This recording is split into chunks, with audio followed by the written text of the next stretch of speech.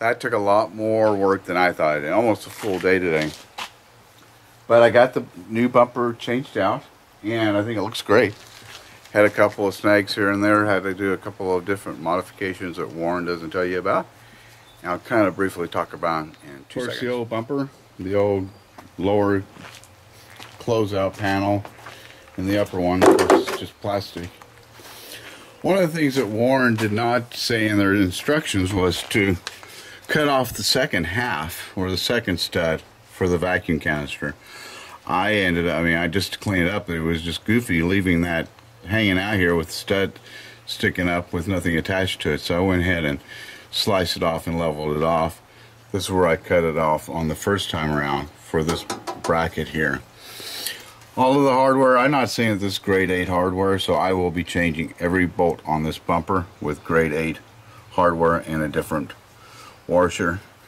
The bracket was a problem. As you can see, I'm still hitting on this Freon line coming off for the air conditioning, and that's still a problem. I'll get some padding in there and separate it. This guy just moves all over the place, but I can't lower this any, because if I lower it, then I'm hitting the sway bar. But I've got good clearance from the sway bar. I'm just rubbing hard on this guy, but I'm going to re-look at this in a little bit, probably tomorrow.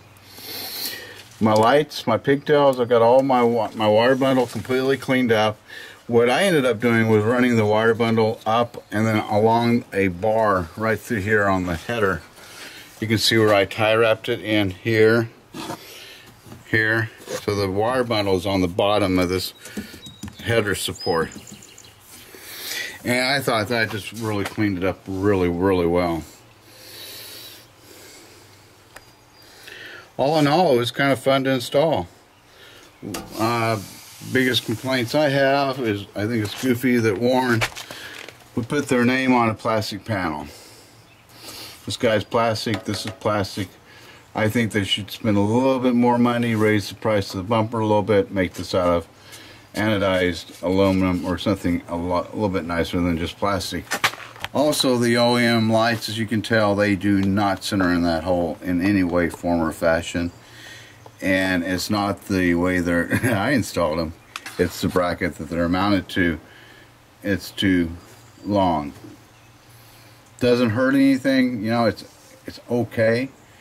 It's completely cosmetic, but that's a little goofy. Both sides are exactly the same.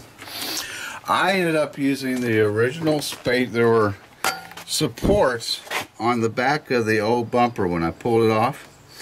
And I don't know if you can see it, but I have it in here. And I put those in all 4 locations to bring the bumper out a little bit. That kind of made it a little bit more in line with my fender here. It also helped clear the problem that I had here, because with this bumper sitting in that 1/4 inch, it was hitting the sway bar. So I used those old spacers or brackets off the original bumper to mount in there, and that worked out real well.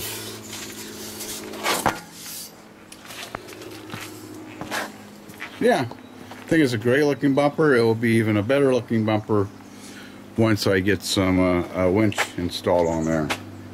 Right now I'm looking at probably using the Warren power plant 9.5, I believe. Well, y'all take care.